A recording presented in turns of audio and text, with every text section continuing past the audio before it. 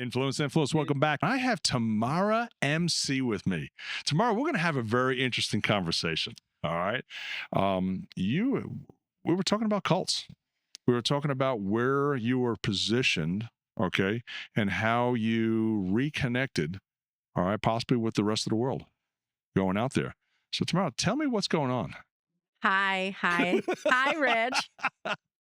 Yes. So I grew up in a cult Okay. in the late 70s and 80s and 90s. Okay. So, kind of the heyday of when there were these utopian communities. Okay. My parents were flower children and kind of came Yeah. from the 60s era. Okay. And my dad ended up joining a community that he really thought was this beautiful spiritual community, Got it. which many communities begin as. Mm-hmm. But with time, it changed, which Sure. often happens. Power, greed, money, and all the other just nasty things that come along with it.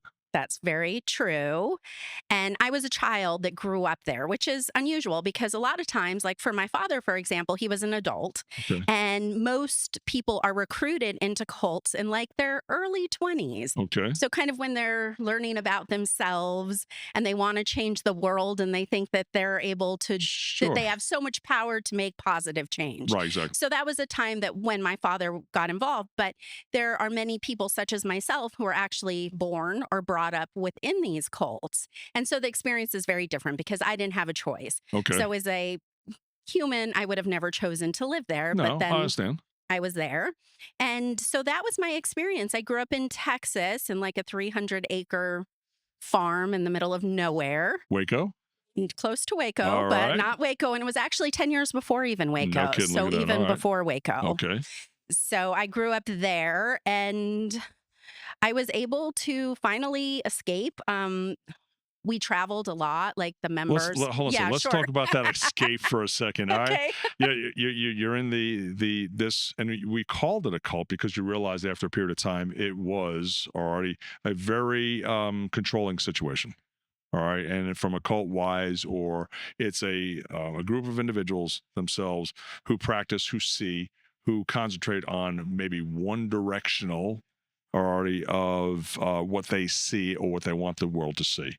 All right, or them to being as that being identified as. All right, so we've got that, but then all of a sudden, out of nowhere, okay, how long were you with the cult? Yes, and that's a very good point. Do we call it a cult though? I No, mean, yeah, exactly. so That's the thing. let's get off of that for a second. All Yeah. right, we'll call it a group. Sure. No, when I was in it, I would have never called it a cult. Okay. I've done lots of research afterwards, and All there's right. many signs you look for, kind of like a checklist. Like, is Right. there a leader? Like, there's several Right. things you can kind of check off. When I was younger, Is there and a I left. Koresh? Is something like this of this nature? Right. Yeah, Exactly. yeah. And so that is a way to kind of figure it out. So at the time it was just called a commune. I grew up in a Gotcha. commune. Okay, so we'll call it commune Yeah. for this sake. Sure. All right. So the commune itself, you're with commune for how long? You grew up in it. Yeah, I grew up in it. It's very 10 hard. years, 20 years. Yeah, I was able to like physically leave after I was 20 years old. Okay. But I'm still like, my family's. It's the attachment. It's where you grew up. Your family, it's your friends, it's everybody you've ever known. Okay. And so when people are still part of it, you're still in a way part of it because you have members that are part of it. Sure. And so I don't know. I don't think it's something you can actually ever leave I once got you. No, it's still Yeah. family. Family is for family. Mother and father itself, how you were brought up, or in that environment itself, has changed or developed who you were and who you are. All right. And who you are, talking about what we're talking about. All right. But in the fact itself, now you said you escaped. All right. Is escaped a good word to use? These are the words that I choose to use for Okay. myself All at this right. point. So All right. everybody can identify however they choose. Right. But I was living abroad at the time. We had a leader, and I was considered the chosen child from the Okay. time I was young. Right. So I was living with the leader instead of my family, which often happens. Right. Is within these communities, the children are taken away from the actual family members. And so that's what happened. I was living with the leader, and while I was with him, I was his domestic servant. I cared for his 6 children who were Right. under 6. I brought them up for many years. Okay. I was their house cleaner, their cook, all of those things. Okay. And so when I say I escaped, I was able to leave where I was and to create a life that I chose All right. after I was 20 years old. Let's talk about that for a Yes. second because now, up to 20 years old, we have a lot of cognitive development. We have a lot of behavioral development and things of this nature. As a child, as a coming up, family and things of this nature. 20, you decide to make a decision to leave.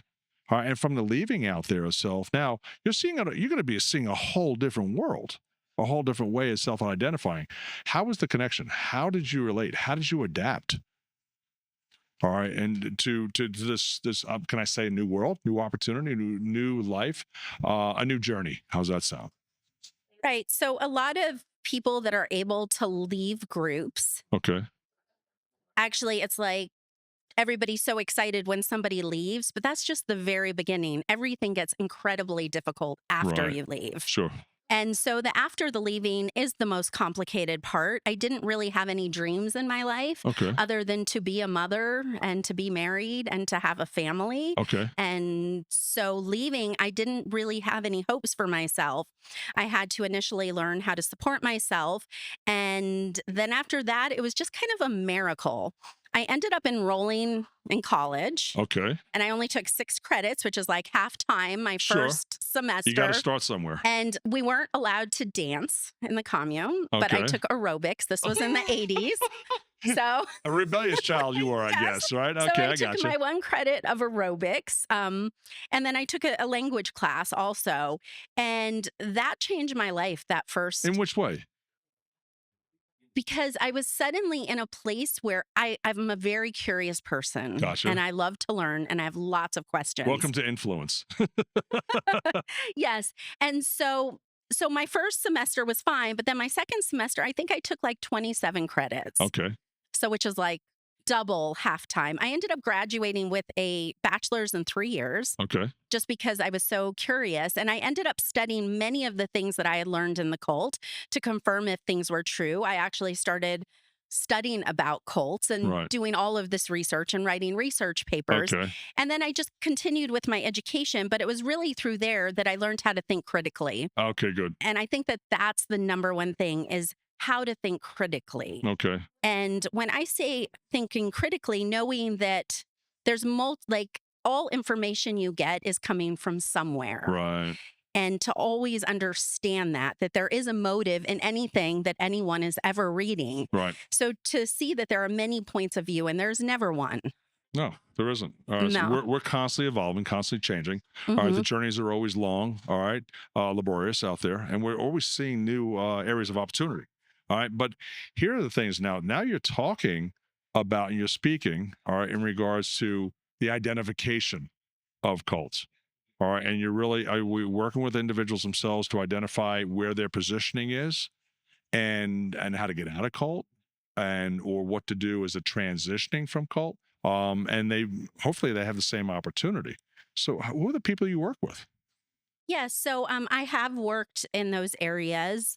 I think right now I'm very interested because all of us are part of groups. Groups Sure are will. inherent. Yep. Our families are groups. Each of us are probably a member of between 20 groups minimum. Right. Whatever it is, it could be within our wellness groups, it could be within our health groups, it could be within conferences such as this. Yes, And this is a with very large group of people. yeah. Yeah, so we're always a member of groups. So now what I'm really working on is letting people see that you can be a member of a group without being a groupie Okay, good, so that you superb. don't have to accept everything within the group. Right, So wherever you are, how to completely be yourself and to know when something doesn't resonate with you. Maybe there's something that's being taught or there's something that's being said and that doesn't feel right and being able to say that's okay. I can still be part of this group, right, but I don't have to accept everything that it believes or says. sure. You're giving opportunity of choice and decision, all right, for people themselves to make their own choice and their own decisions, all right, to allow themselves to make the change they want to see. Yes, and groups are very important because it is our social system and that is such an important aspect of our health. Right. And so it's not about not being part of groups because that's incredibly lonely, but how being able to be part of a group and to retain who you still are within that group. Unbelievable, unbelievable. People need to talk with you, all right, without a doubt. How can they reach you?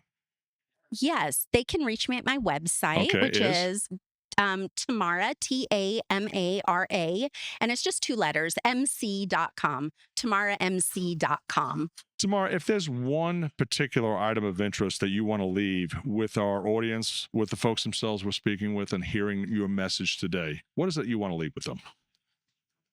Let's see.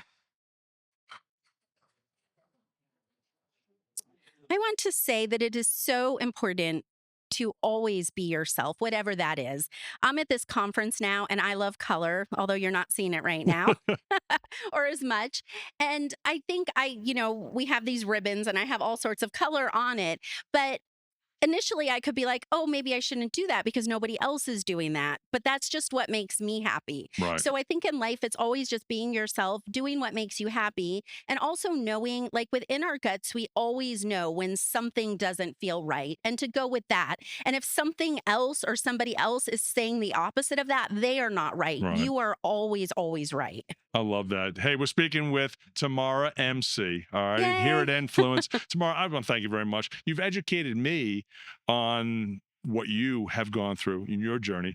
And it seems like you are definitely on the right track to helping a lot of people out there what they need. All right. Perhaps maybe they don't know they need it.